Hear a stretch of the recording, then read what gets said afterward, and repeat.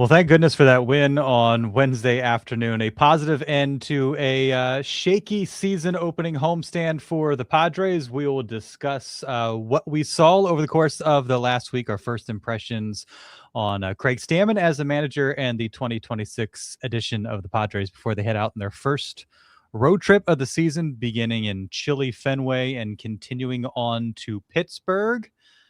Back with Derek. Feel like it's been a little while since we linked up on one of these. Derek, how are you? Good. How are you? Doing all right. Doing all right. Nice to have off day to kind of refresh, take inventory of what we've seen, and move forward. In a word for you, what'd you make of those first 6 games? Underwhelming. I wouldn't argue with that word. Not one How bit. about you? I think that's a good word. You know, I don't even know if I need to give you. I think that's probably the perfect word for it. Underwhelming. Yeah, it was. But and we'll get into this, I'm sure. But last year they started 7-0. Didn't do a whole lot for them. This year they started 2-4. Probably still not going to do a whole lot against them. So remember, I know we always have to overreact because opening day we got all the hype. We're at home. We got the Tigers at the Derek Scuball. And we got Nick Pavetta's home. And everybody gets all hyped up, and you always overreact about the first game and the first homestand of the series. It's nature of the beast. It's how people in baseball work. Everybody take a deep breath. Everything's fine. And like, no matter how much I can tell myself you could pick up this 6-game sample and drop it anywhere in the season and you probably wouldn't freak out too much. There is just that part of you when it is the first 6 games of the season. Gavin Sheets even said that. Like, that's why there's so much pressure and overreaction, because it's like you're starting from 0. And Gavin knows you go 0 for 13. What does your batting average say? It says 0-0-0. If you have an 0-13 during the season, you might still be hitting 248, but that's just nature of the business. And Paul Skeens didn't make it out of the first inning of his first start. It's true. He's not shot. No. Great reminder there. Thanks to OG's, the sponsor of the On Fire podcast. Appreciate all OG's does for On Fire and the NBC7 sports team. If you need a place to catch the Padres, you won't catch them at Petco Park. And especially these early East Coast games, perfect for a lunch. Hit up OG's, check out their menu, which they're constantly updating. Tons of specials, awesome beer list, bunch of TVs, and plenty of locations around San Diego County. So appreciate OG's and all they do for On Fire. Without further ado, the walk-up music.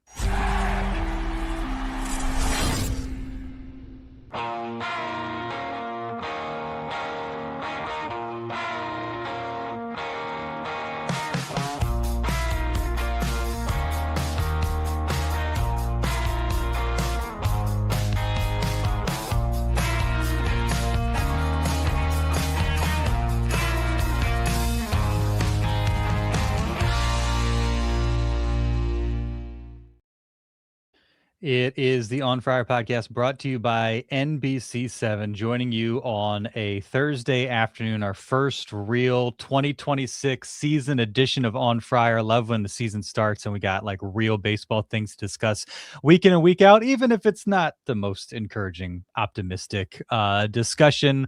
I'm sure those will come as the season goes on, but excited to be doing this with you, Derek. And there's so many different places we could start. The rotation, starters, Mason Miller, still awesome. Craig Stammen, what have we seen from him? The lineup, a Wednesday game that felt like a potential kind of blueprint for how this team can win games. As we sit here Thursday afternoon, Derek, I'll let you lead things off. What is the topic that is top of mind for you right now? God, why is the offense like this? Why do they have to do this to it's Why are you the way that you are? Why are you the way that you are? But I will say this though, we see this every year and it's almost like we act like we're surprised by it. You go from Arizona where the ball's flying everywhere, especially this year when it was really, really warm and a bunch of the better players were out for the World Baseball Classic and everything's flying out of the park and the Padres are like 4th in the Cactus League and run scored and yada. And then they come to Petco Park. And even though it's warm, you're talking about some night games. And I watched Ramon Laureano hit a ball 104.5 miles an hour the other way, only to be caught at the warning track. I asked Ramon afterwards, I'm like, do you think that ball was gone? He's like, yeah. Yeah, I thought that ball was gone. Jackson Merrill hits a ball 104.5 miles an hour right at the right field. Right, it doesn't carry a Petco Park like it did. There's always that little bit of an adjustment period where you have to get out of the thin air of Arizona and get to Petco Park where the ball, it just doesn't do the same thing. So you always look at it and adjust for a little bit, and then we come back in a month or two and the weather warms up and everything's just fine. So I'm trying to tell myself that's just it, and that it's not just lackluster performances. And these guys who were also ramped up during the WBC are now settling in for the grind of 162, and the emotion's not there, because the only guys right now who I see consistently barreling up baseballs are Jackson Merrill and Ramon Laureano. And we need a hell of a lot more dudes doing a hell of a lot more of that if we're going to get anywhere this year. But again, 6 games. Pace yourselves. Yeah, I've thought some of the same along the same lines, because Stammen's mentioned it a couple times, like, hey, we've barreled up some baseballs, haven't gotten the results. One of the common threads in the clubhouse yesterday, and I think Manny's the one that I think stated it more than anybody, is like, we felt good about our process. The results haven't been great, but we felt good about our process, and so we weren't panicking because we felt like things would come around. And then Stammen said, again, through those first few games, like, we're hitting the ball hard, we're not getting the results, but we're not worried about that. Those things are going to come. And, there is some truth to that. But then you go to Baseball Savant and you look at StatCast hitting teams. Padres have the second fewest barrels in Major League Baseball, with 6 so far this season. Giants have the fewest with 4. So the barrel rate isn't good. Hard hit rate, let's see. That is, why am I having trouble sorting this? Yeah. Hard hit rate actually, is 6 or 7. So there's some truth to that. Average exit velocity, kind of middle of the pack. And what was the other one? Launch angle. Lowest launch angle in Major League Baseball, 4.7. Average, for context, 13.7 degrees. And so there are some of those underlying numbers where I'm like, okay, you're not wrong, but also maybe those, hard hit balls that don't fall for you stand out so much because they don't happen often enough. And if you could trust every single, bottom of every single inning, you're going to scorch a couple baseballs, it'd be easy to shrug off. But maybe that's top of mind because you're like, we need these baseballs to drop because we don't hit enough of them. Part of that is as well, they faced Tarek Skubal, Framber Valdez, and Logan Webb in 3 of those starts. It's true. And those are 3 of 2 of the guys who are one of the guys who's the best left-handed starting pitcher, maybe the best starting pitcher in all of baseball, and a couple of guys in Valdez and Webb who are ground ball specialists. So, you're talking about, again, small sample size, and does it stink? And should they have beat up on the other dudes they faced? Abso-freaking-lutely they should have. They should have torched Jack Flaherty, who doesn't look like the same pitcher. They should have gone all after Hauser on Wednesday. They didn't do a whole lot off of him, and basically until Buto came in and had something horribly wrong with him in the 8th inning, the Padres offense had really done nothing on Wednesday. And then the Giants started, puking all over themselves, and that's what gave San Diego a big inning to put that one away 7-1. They needed Mason Miller for a 4-out save in that situation. Remember that they thought that was going to be a close game until the 8th inning happened. So yeah, it's a little bit rough. But again, they 3 really good starting pitchers. So you got to take that into consideration as well. Yeah. There's no question about that. And the Padres, there is the Landon Roop in there as well, and that's a solid, Major League Baseball starting pitcher as well. The problem is when the Padres start to make these guys who aren't Tarek Skubal look like a Tarek Skubal. There's a problem, right? That's one of those frustrating things that we see often. And there were just stretches, and even yesterday, a day where most runs, most hits, most extra base hits so far this season, where you're seeing just little flares, sawed off pitches, dribblers. And you're like, oh my gosh, we lived through an entire year of this last year. And it makes me think of the conversation that I think of a lot, that we had with Saris last year, where he's talking about pull side power. Those are the most productive swings in baseball.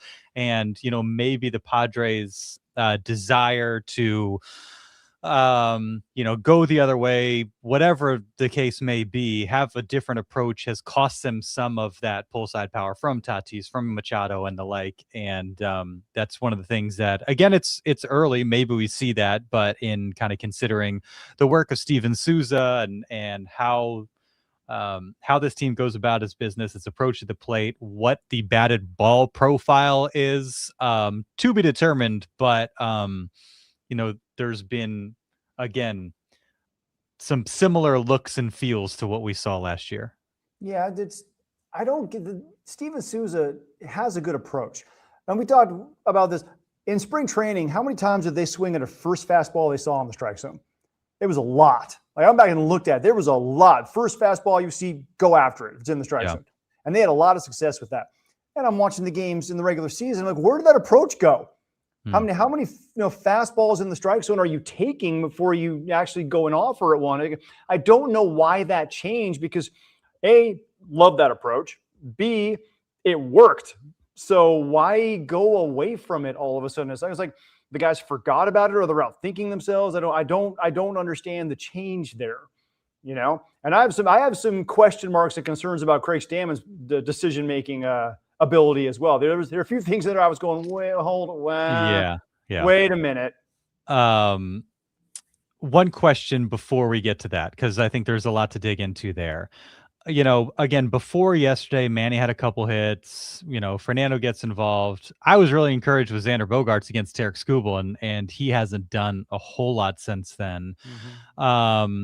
Sheets had the start that he did, wasn't great. Same for Jake Cronenworth. Those first few games, I was kind of torn between, like, okay, are you giving the side eye to Tatis, Machado, to some extent Merrill, or are you giving the side eye to the collection of France, Sheets, Campy, Laureano, Fermin, Andujar? Because I think going into the season, I was like, obviously you want/need the stars to be stars, but I'm like, okay, this is a lineup that should have some depth to it.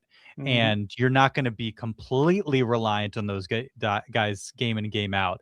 And I think that was maybe the bigger frustration, not to take Manny and Tatis, et cetera, off the hook, but that was maybe the bigger frustration to me, is like, really, are they not getting anything from the bottom of the lineup outside of Ramon Laureano, who shouldn't be towards the bottom of the lineup?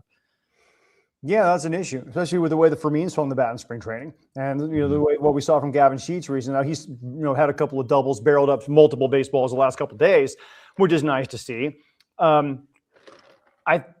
The lineup's kind of been all over the place, different leadoff hitters every time. Jake Cronenworth hasn't really done a whole lot, even though he has the new stance and the lowered hands, and looked like he was really working for him in spring training. All of a sudden, that's gone away suddenly. Where's Nick Castellanos been? Where there's really no consistency in the lineup. There's kind of up and down all over the place. I don't know if he's just like, this is how it's going to be, and Craig's going to just start tinkering with things the entire time until he finds out something that works. If he's going to, this guy we're seeing is like the anti-Mike Schilt, right? Like Schilt was like, Arise is in the 2-hole. I don't give a damn what you say. And now Craig's kind of like, oh, we'll have this guy.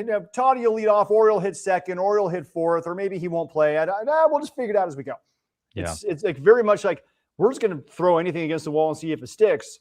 But so I think there has to be like a middle ground here somewhere, doesn't there? Yeah, and that's interesting. One of the things that he talked about, and he said, they're going to experiment early, and he believes, lineup optimization. You use the data that you have to determine your lineup, and because of that information, that's always going to change based on your opponent and where you're at, and this and that. Theoretically, the lineup will adapt with that, with the hope that eventually you just get into a groove with the guys in whatever set of order you're like, this is our lineup, and it's darn good. Early in the season, yeah. So I would expect some experimentation and all that. Did you hear what he said yesterday about the lineup? Because they did change things. Where'd they go? Was it Laureano got moved up to 5? Laureano moved up. Bogaerts, was it Tatis? Yeah, Tatis, Bogaerts, Merrill, Machado, if I'm not mistaken. Yep, correct. And so a different look there. And yeah, Laureano up to 5, Jake 6, Sheets, Fermin, and then Bryce Johnson is kind of that like second leadoff hitter towards the bottom. And he said that was Randy Knorr, and he like kind of threw his hands up. He's like, what I'm doing isn't working. What do you think? And Randy Knorr said, glad you asked, because I have something in mind. Let's go with this. And it sounded like the one guy they weren't sure of that there was some discussion about was Laureano. And I'd be curious what the two arguments were. He ends up hitting fifth, and was productive from that spot. But I think, credit to Craig Stammen delegating, being open to suggestions, because I think, again, one of the knocks on Mike Schilt, one of the things that probably made the job more difficult than Mike Schilt than it needs to be, is the perception that he's got to make the call and it's going to be his decision. And Craig Stammen doesn't necessarily seem to have that about him, and that was an example of that. And so I'm curious, what does the lineup look like now going to Boston, if how similar it is to Wednesday when they did have a productive day, and how it evolves. I think some amount of tinkering to get around to your original question is good, and I think that was frustrating last year seeing so little of that. But I would think also having some consistency when things are going well would benefit the club and benefit the guys, kind of knowing what's going to be expected of them when they get to the ballpark day in and day out. And that you just brought up my biggest concern, I think, with Craig so far is, well, one, it just kind of is weird to me that as manager after 5 games, he'd be like, I don't know, you give me a lineup. That's which I know that's hyperbole, that's exaggerating to an extent. Versus just kind of taking an idea and going, you know what, I was leaning this way anyway, let's go ahead and roll with it. Thanks for kind of being the thing that tips the scale in that direction. The other thing is we're going to let the numbers dictate our lineup thing, because he said something similar on Friday night when bases loaded, Riley Green comes to the plate and he plays the infield back in an almost shift. Riley Green gets sawed off, a little dribbler to the left side. Xander Bogaerts is not there. He's playing basically deep up in the back. It's an infield single. Tigers get a big inning. Padres lose the game. They probably should have won that game. And afterwards, he said, our spray chart said that's how you play Riley Green. And I went, oh, crap. Okay. That's how you play Riley Green with a runner at first base. When you are in a situation where you're late in the game and you're essentially conceding the tying run and opening yourself up to a big inning. If they're playing in where you probably should have been in that situation, that is a 6-2-3 double play, you're out of the game, right? The spray charts told us to do this versus what's right in front of me is the better chance to get out of here is to cut the runner off at home plate, because he's probably going to get sawed off with Jeremiah Estrada on the mound, who throws a lot of balls inside with that splinter he has, throwing it to get on Riley Green, which is exactly what happened. So I'm scared a little bit that he's now made 2 references to, this is what the data tells us, so that's what we're going to do, versus I got to take the data as a reference point and go, yeah, this is what he usually does, but the situation dictates we do something different. Yeah. So if this is going to be slave to the numbers thing, I'm freaking terrified. It's a very good point, and I think similar but maybe a little bit different, that I've been thinking about is, they've talked about their plans with the pitching staff. It came up with Kyle Hart in Tuesday's loss, where they leave him in there for the 3rd inning, where they have a game plan, and I don't, somebody smarter than me could talk about the quality of the game plan, how well the game plan is put together. They have a game plan. And so I think they're thoughtful in putting the information together, having their approach and having what they want to do. But as that's got to change. And so what's your ability to adapt? Like, you might be an NFL coach and offense coordinator with scripted plays, but then, the script doesn't have you on a 3rd and 27, there's got to be some ability to adapt to how the defense is playing, what the situation is in.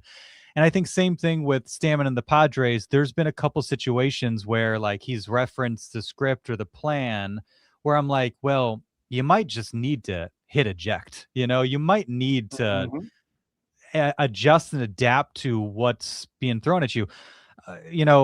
One part of this as well, kind of, related to Steven Souza Jr., both Monday and Tuesday, Landon Roop and Logan Webb, Stammen said after the game, well, they changed up the game plan on us. They attacked us differently than we expected based on our game plan. And so that can lead you to one of 2 directions. One, your game plan wasn't very good. The other is well, why didn't you adapt? What's your adaptability? And so I think that is at the core of Mhm. what you're discussing, yours being a little bit more micro in that moment, that at bat, that situation. Well, you might not play Riley Green the same way. Whether it's Jeremiah Estrada when he's clearly not got his command, whether it's Kyle Hart, where sure he looked good after 2 innings, but not a good start to that inning. He's got a couple more righties coming out. You might want to bring somebody else in, even if you want him to face Rafael Devers. Devers was up fifth in that inning. And I don't know how much of that was because he said after the game we wanted Hart to face Devers. Maybe it was just kind of sticking with that after a couple guys got on. But I also don't want a game plan that necessitates you seeing 5 guys in an inning. I want That's the problem with that, Darnay. We wanted Hart to face Devers. Okay, well then it means you want 2 guys to get on base in front of him. And that was my numbers initial, don't work. yeah, and that was my initial reaction, and that's where I felt like after and you could maybe chalk some of it up to Merrill and Tatis. One of them's got to make that play in right center. I believe that was the double for Jung Hoo Lee. I think there might have been a walk in there as well. He walked Patrick Bailey, the lefty he's supposed to be able to get out. And so there, yeah. At that point, I think you need to say, okay, our script had Hart in there for a 3rd inning, but we need to get somebody. We need to get a righty up and throwing to get us through because this isn't going according to plan. And so that's, I think, if there's a thing to watch for Craig Stammen, there's probably a few things to watch. That's one of them is like, okay, in game, what is your gut telling you? And are you willing to deviate from the script in those moments? Because you got punched in the mouth and the game plan isn't playing out the way that you had hoped. Yeah, you get it. Hart looked great those first 2 innings. I mean, I'll even go back to Friday night with Michael King. He was 5 innings of 1 hit shutout ball. It wasn't smooth. It wasn't smooth at times, right? He'd thrown several pitches. You could tell he had a really good outing, but he had to tax himself to get through that. You got the best bullpen in baseball. Why are you letting Michael King go out there to start the 6th inning? Just go out there and walk the leadoff hitter, who eventually came around to score, and that sparked to the rally. That I don't understand. He was throwing really well. His results were there, but he wasn't throwing really well. And there's a big difference between getting guys out and getting results and throwing really well. He was laboring to get through those 5 innings. Randy Vasquez the very next night threw 5 innings. He was cruising. Smart decision to let him go out on Saturday to start the 6th inning. He got through that without problem because he was in a really good groove. Wasn't the same situation. So it's weird to look at some of these decisions that are being made and it's kind of going like, and not even with 2020 vision or second guessing later, it's looking at it going, I don't know if this is going to work or not. This doesn't feel like the right thing. And sure enough, that almost every time they're backfiring. I mean, if you're going in to that 3rd inning that Kyle Hart was going to be out there, and it is Harrison Bader, righty, Patrick Bailey, lefty, who can't hit. I mean, look what Nick Pivetta did to him with curveballs. On the very next day, can't hit a lick. And then Casey Schmidt, righty. Why do you not bring Kyle Hart's done his job. He got you through 2 innings. Brad G. Rodriguez, have him there, ready to go on alert 5, get through that inning, and then you worry about it. Now it's still a 4-3 game. Now you don't have to chase 5 runs late in the game, which at Petco Park at night in the first week of the year, you're not going to get.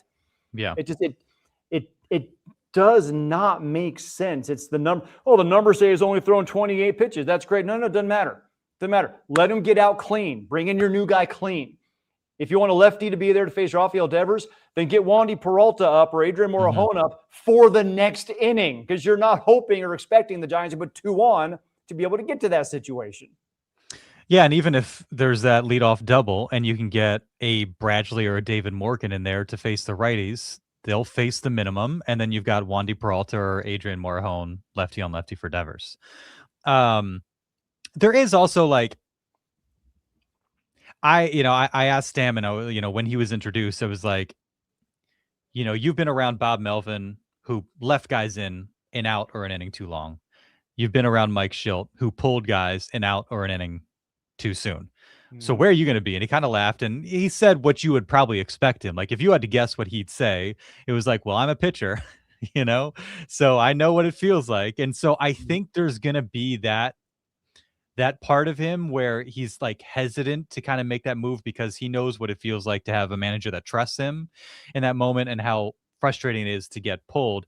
But he also said the second part of his answer is like, I got Ruben to my right and I trust him, and everybody does. And so I would love to know what those conversations are like, because it is not just Craig Stammen in a vacuum making the Kyle Hart and other pitching decisions, Jeremiah Estrada, so on and so forth. Ruben Niebla, the pitching whisperer, who we all, maybe the most important person on the staff the last 4+ years, he's right there. But I'm sure at the same time, he's not going to want to overstep. He's going to let Craig kind of figure out his voice and his approach.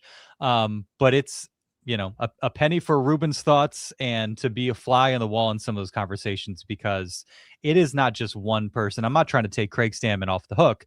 We all have such high regard for Ruben Niebla. I'm sure they're having to figure out that dynamic, but it is not just from that standpoint, Craig Stammen make those decisions all on his own. And who's available, right? We all know, okay, yeah, we know who threw. Opening day, they had to have a lot of guys eat 2 innings, right? So like you're already sitting behind the 8 ball. You've already had your bullpen throw several innings. Multiple guys have gone multiple innings. You got Ron Marinaccio there, who is not supposed to be there. Or Jason Adam is supposed to be there. You don't have Jason Adam. Ramon Marquez only goes 3 innings, right? So if you're thinking, okay, we need Kyle Hart to get us 3, because if we don't have enough arms to cover this right now. That's the only explanation I can come up with. Is we got some guys who are a little taxed. We got some guys who we can't have going, the third day, whatever it may be. They know that they have to in that situation. They have to get through 6 innings with no more than 2 pitchers used. That's the only thing I can think of because of usage concerns. That's it. I mean, if it's anything short of that, I don't get it. Yeah. Yeah, it's interesting. I mean, there have definitely been some moments where you're like, okay, Craig is learning on the job. Yeah, and he told us he would.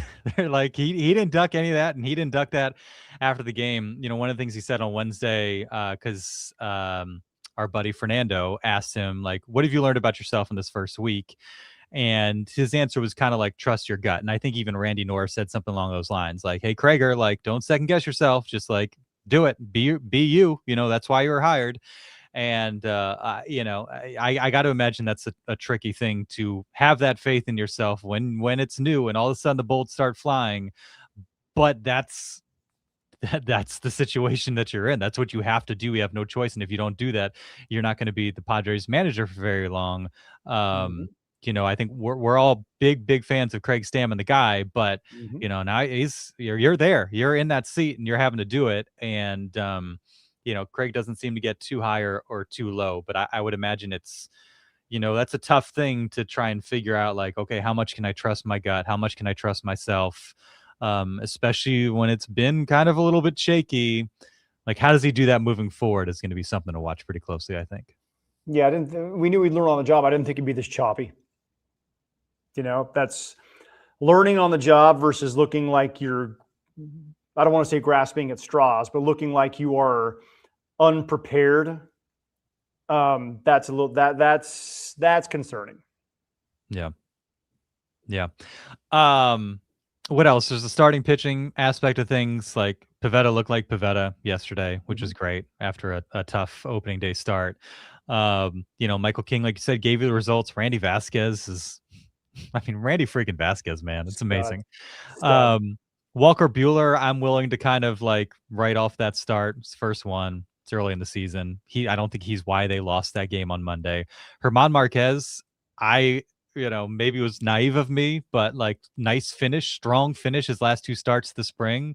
I was kind of hopeful going in and Stammen said like clearly the knuckle curve wasn't there and then things he didn't have his bread and butter and so he struggled. So you just hopefully those top 3 can be what I think they've shown themselves to be. It's the next 2, and then like the level of patience, especially with Marquez after a really tough start. When you do have bodies, and that's the thing, it's like I don't know the quality of these bodies, but there are bodies, and there's eventually going to be a Griffin Canning who's going to have to stretch himself out a couple more innings before he's out there. But like they do have some options here, which I would imagine is going to keep a guy like Marquez or even Buehler, if he struggles, from having too much of a leash. And Joe Musgrove will be back eventually. I talked to Joe on Monday, and he was out there throwing from 90 feet, not with a whole lot of intent or intensity, but he apparently came out of that fairly well. So I don't think April now for Joe, though. I'm thinking probably May at the earliest. And this Griffin Canning's good, man. Guys, Griffin Canning is really, really good. And it wasn't an arm thing with him, it was an Achilles thing with him. So he is going to take one of those two last spots in the starting rotation. He's going to take one from either Walker Buehler or German Marquez. And whichever one of those guys is not pitching well is probably the one who's going to lose it. Unless for some reason they want to go with a 6-man rotation for a little while, which again might make some sense because you have Michael King coming off injury. You have Walker Buehler, who has been dinged up. You have German Marquez, who's not fully recovered from all the stuff he was dealing with. Griffin Canning, obviously, and Joma. All these guys are all coming off of some kind of an injury or ailment where they didn't throw a full season the previous year. So maybe you do go 6-man. Who knows? But Marquez. Part of me feels like he is still fighting mentally Coors Field because you pitch in that place for a decade. And mentally, you've got to be like, I can't do certain things, even though it was an all-star for a time. Like you can't do, and you get scared of certain pitches or maybe landing things differently. Like at sea level versus 52-80, it's very different. So I'm hoping that it's just going to take him a couple of starts to get back to, and again, it's the spin, the curveball, the knuckle curve. It reacts differently here than it does there. And that's the pitch that was failing him in that start.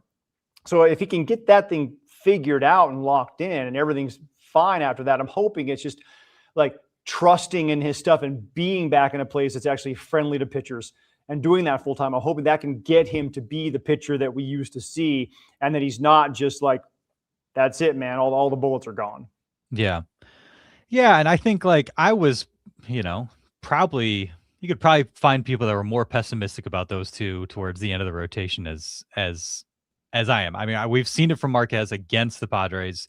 Buehler, even if the underlying numbers weren't great towards the end of last year, like the results were pretty solid. And, I felt like, okay, these guys, I think they're going to be able to get us through until Canning, until Musgrove, and then we can see who's throwing well at that point and make some hard decisions. I just didn't necessarily expect that, like, if you give up more than 3 runs, we're host tonight. Yeah. And that's the situation. Other than Wednesday, that's the situation we're in where, a team puts up a 3 spot in the first inning or what have you, and you're like, this one might be a wrap. Yeah. And you saw with Tarek Skubal opening day. Second 2 runs are on the board, ball game. That's it. It's like but that's kind of the feelings you have right now. But again, this is like, okay, we have to get out here and kind of assess what we've seen so far and then remind ourselves it's 6 games. They're making their first trip to Boston now. They're hitting the road for a little while. Like I'm pretty sure things will be fine. Yeah. You got to figure it can't stink most of the year. Like it's okay. Okay, cool. And now they get to go to Boston and Pittsburgh, and they get to face, they're going to miss Crochet in Boston, right? But they're going to get Skeens in Pittsburgh. So, we'll see. We'll see a couple of other good starting pitchers here. We'll see how it goes. Yeah, and better ballparks, offensive ballparks. But what impact will the elements have on it? The cold, potentially some rain. Is it going to snow in Pittsburgh? And so what does that do? Does that keep the bats, literally cold? Do they come back here after a week where it is really a struggle? Like, how much is the ball going to be flying at PNC or at Fenway? If the air is a little bit thicker, if there's a little bit more humidity and moisture out there. So that's the other tough part. It'd be one thing if you're then going to Arizona and LA or Texas or Houston or what have you. You're going to places and conditions where like it might not be conducive to. Now, what happens how does that impact pitching? How does that impact fielding? As we saw yesterday, some shaky fielding can benefit a team and give you a little spark and put you in the driver's seat, and then you add on for that. Poor Casey Schmidt. And Luis Arraez showed us why he's not a second baseman too. As much as I love Luis, love that man. Yes. He's not a defensive player. No, he's not. And so that's another thing. I'm like, all right, how's this going to look now?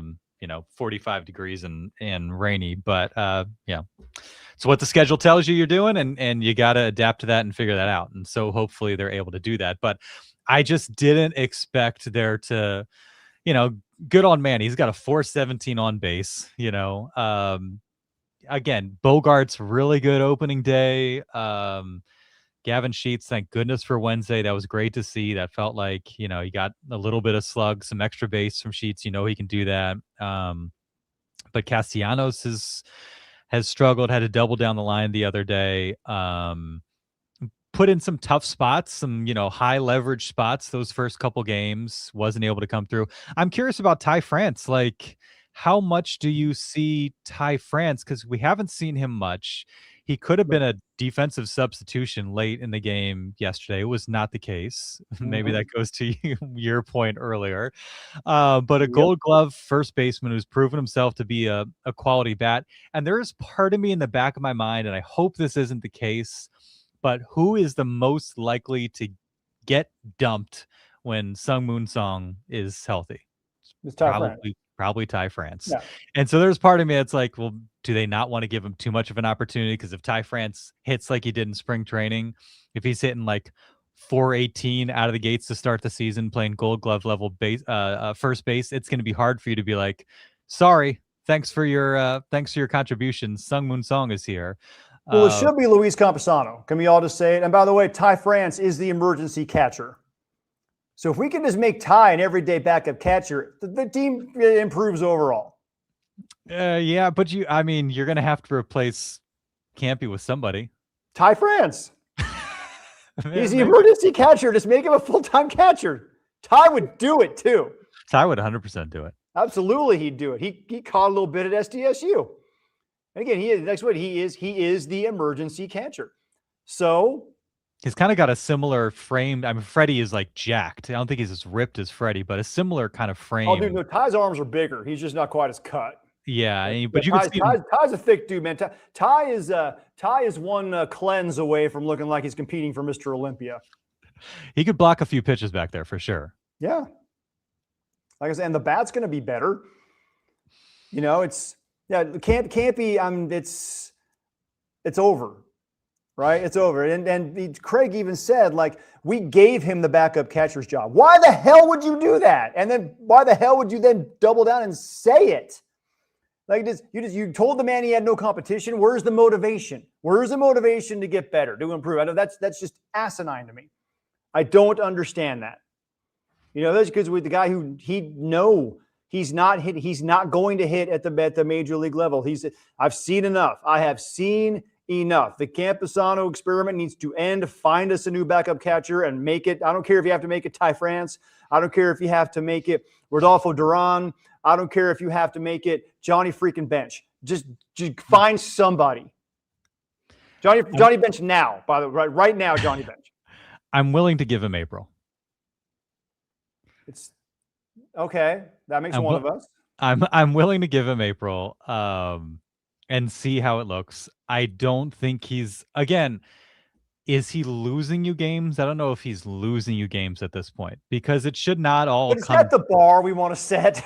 Yeah, well, he's not losing his games. Yeah, he had a couple of nice challenges, I'm willing to give him April in the effort to, like, that was a talk during spring. Campy's going to get a chance. I'm willing to give him a chance, month plus, see where it's at. If it gets to a point where, yes, he is hurting this team, then, maybe you decide to make that decision a little bit sooner. But I'm not there yet. There's the romantic part of me that it'd be such a great story. It'd be such a great story. And maybe everything is telling us that it's not going to have a storybook ending. But there's part of me that wants to at least see it through to start the season before you make that call. But he's not ducking the accusations so far, Derek. Yeah, problem is the storybook right now is the Brothers Grimm. All right? Like, it's going to be dark. How did that end? It's good. A lot of those end with somebody dying in an oven. We don't want that. So the hot stove, it'll end with the hot stove, basically. Hopefully he's out of there before the hot stove because that's the off season and they're trying to unload him somewhere. That's the other thing is they have dangled him in trades How many times now? And nobody's bit on a guy who costs nothing. It's because other teams are waiting for the pod. They don't want to give up an asset for him. They're like, go sign him off waivers. We're not going to give up a player for him. Like the rest of the market is telling you all you need. And I don't want to go off on a Luis Campusano anti-Campy rant here, but it's like there's such a massive hole in the roster right now that could be filled by someone who could actually help you in multiple ways. I want to see, like, Gavin Sheets started 0 for 13, got himself a knock on Tuesday. It was a game that they were going to lose. It wasn't going to lead to anything. Comes out, gets a couple. I want to see him at least have. Gavin Sheets has a track record of success at the major league level. I understand that. I want to give him a chance to have a confidence boost, even if it is a seeing eye single, even if it's a bloop, something completely fluky. I just want to see if there is a chance for any sort of momentum to build. And this, I'm willing to be wrong at the end of this and be like, what a wasted month of April. But that's where I'm at. I would like to just see it through, give him a chance this month. And if it doesn't happen for him, it doesn't happen for him. And it might not. I'm at peace with that being the potential outcome, but I'm not as quick with it as you are. How many at bats do you get? How many more starts do you give him legitimately? What has he had? 2 in that first homestand? Yeah. I mean, I think that's like you don't want Fermin to start 6 games a week. I don't know if you want him to start 5. So I think getting him in there twice a week is enough for me, because I think that's the realistic. You have to earn more than that. And there was that brief glimmer in time. Gosh, was that like April of 2023 or something, where we were talking about, or maybe it was 2024, where he was hitting pretty well. And I think Schilt said, like, he's earned a pretty even split. We're like, oh, maybe it's happening. Then it didn't happen. So I think you have to earn more than, like, especially with a catcher like now Freddie Fermin's not hitting either, and so now Freddie Fermin does a lot of things and he's got more of a track record. But I think 2 starts a week, I think that's a reasonable place to start, and see if he tells you with his play that it should be more or less. Okay, hang on. I'm doing some math here, which is always dangerous, especially live on a podcast. 0 for his last 35 with 15 strikeouts is Luis Campusano. What are you saying, Derek? I'm saying no. No, I'm saying no. Just no. I don't understand what's going on. And we've talked about this ad nauseum about how the guy goes to AAA and rakes and then comes up here and it's like he's never seen a baseball before. Fermin is a guy who has always, hit fairly well. He's off to a rough start this, early on. He was killing it in the Cactus League, whereas Campy wasn't even hitting in the Cactus League. I don't get it. I just don't get it. And you mentioned it. Fermin is one of the best defensive catchers in baseball, right? Pitchers love throwing to him. Campusano, the jury is very much out on his defensive ability. Challenges, yeah, he's been fine. But Blake Snell hated him so much that he gave him a complex.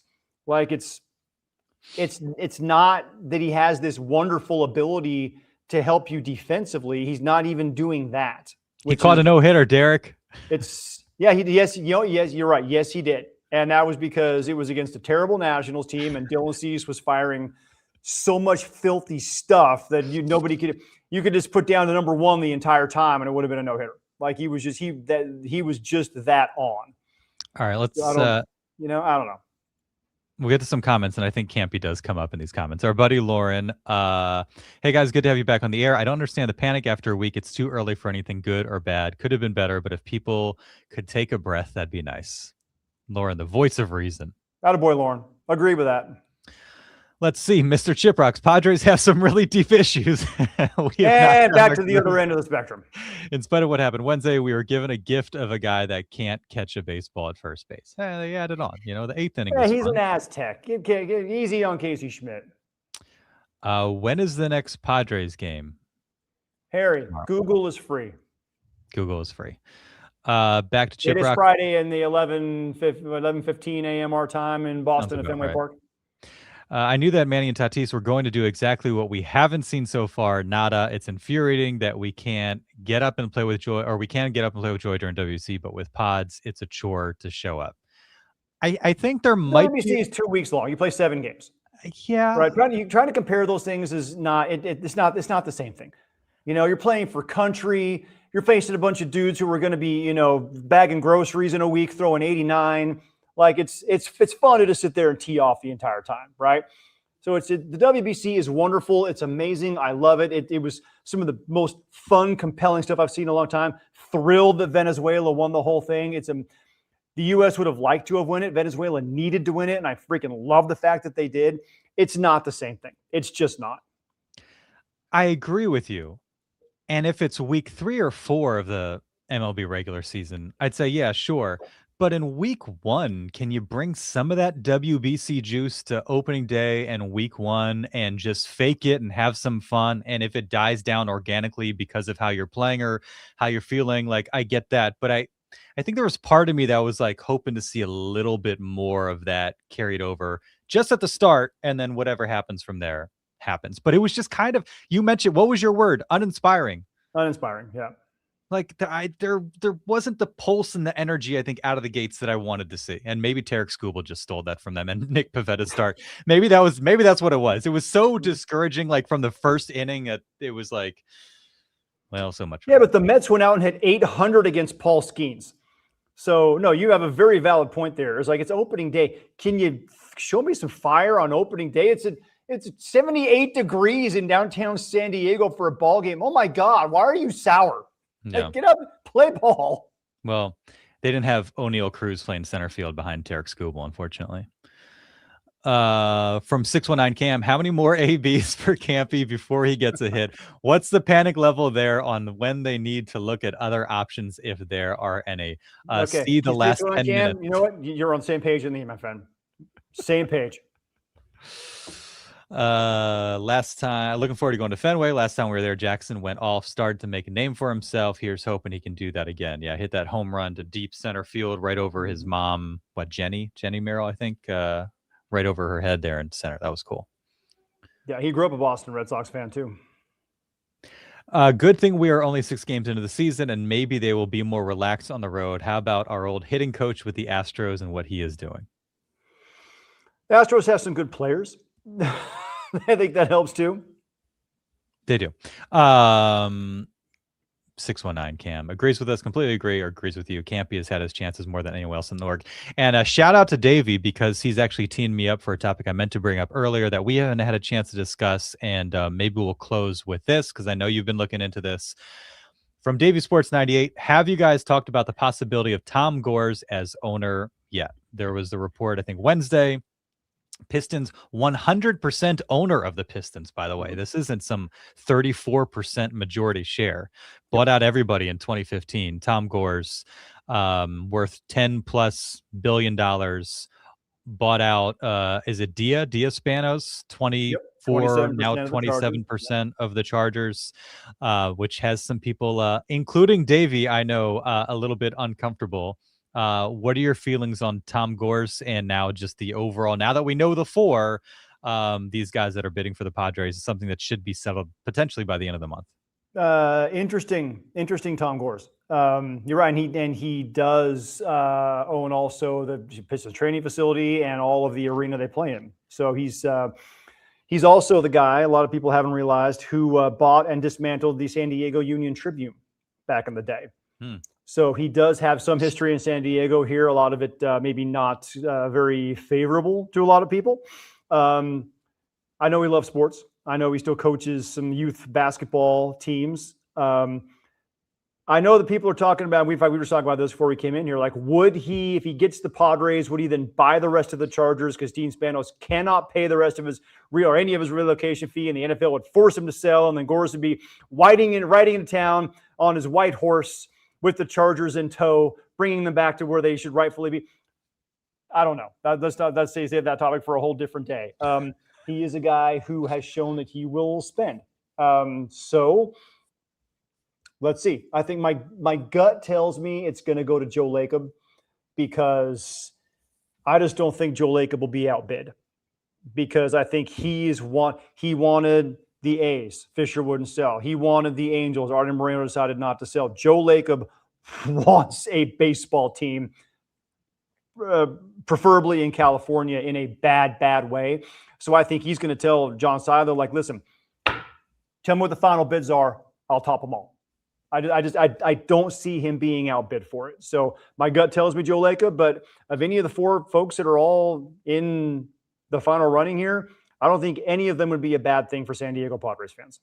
Oh, that's a good kind of overall headline there. I was just looking at NBA team payroll by year. Number one, going back to 23-24, the Golden State Warriors. Number 28, the Detroit Pistons. And Pistons, very good.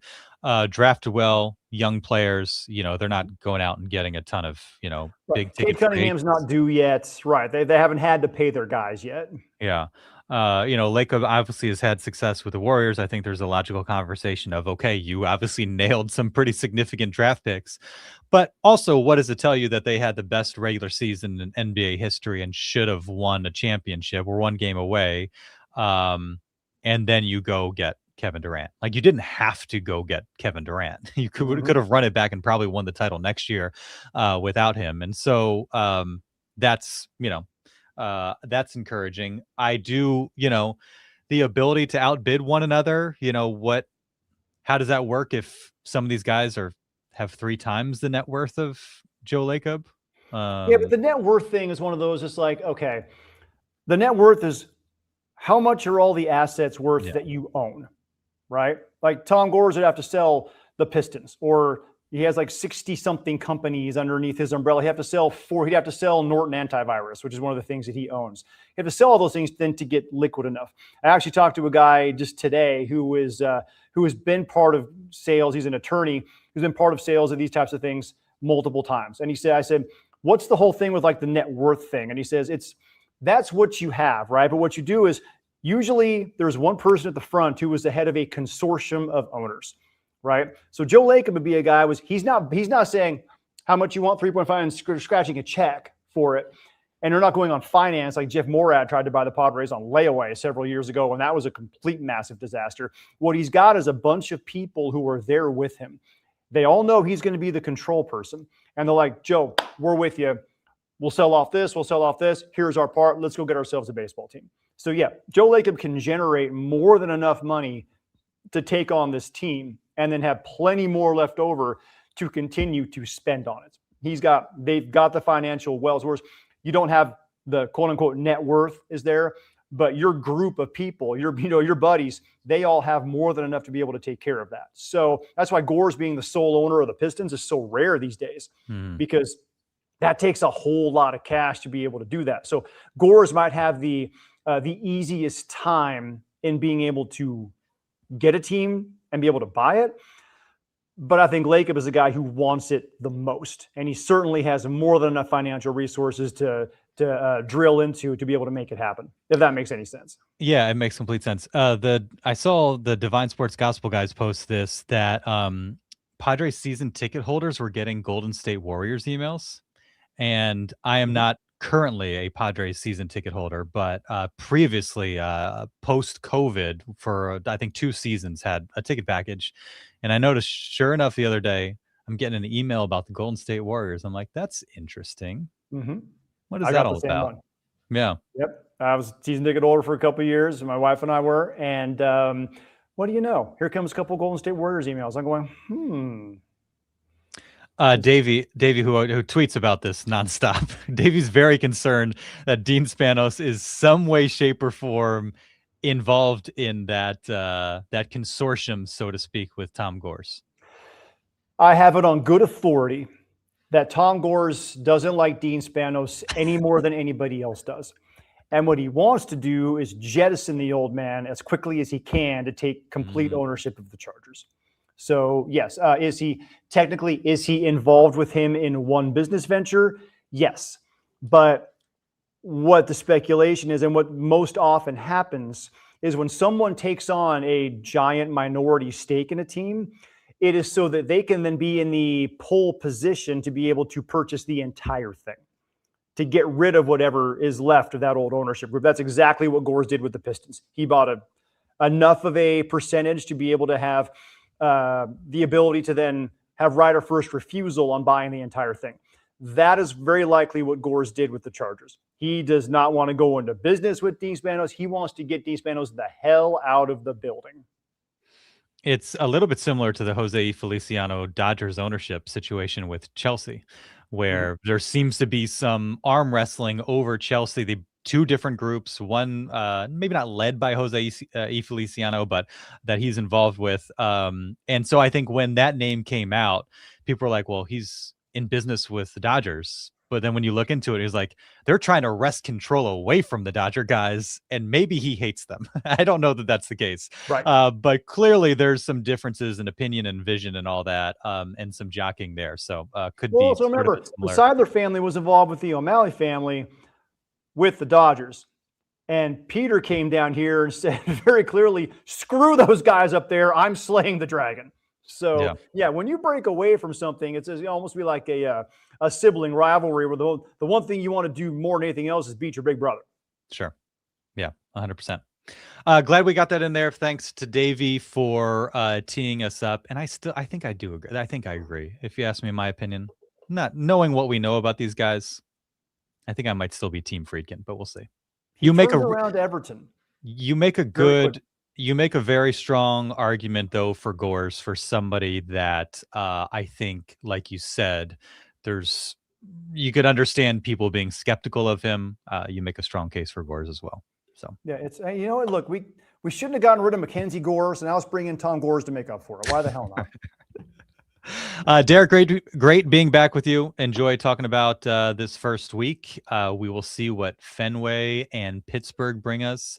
I'm assuming there's an off day that next Thursday. If I'm not mistaken, I meant to pull up the schedule. No, there's not. They come right home. Yeah. So Wednesday, 9:35 a.m. Our time. And then a 4-gamer against Revenge Colorado Series. Rockies. That's right. For German Marquez against the Rockies. I don't know if he's lined up to start in that one. He'd go. Yeah, in the finale King, or no, on Vasquez, Saturday. Bueller, Marquez. Yeah, he look like he threw the Saturday-Sunday game. Yeah, there you go. So no day off. We've got Rockies after that road trip, followed by day off Monday, then the Mariners. Oh, Thursday is Manny's hot corner bobblehead. Is it with the Flames? Yes. Very exciting. If he can just, handle routine double play balls, that'd be awesome. See you guys next time.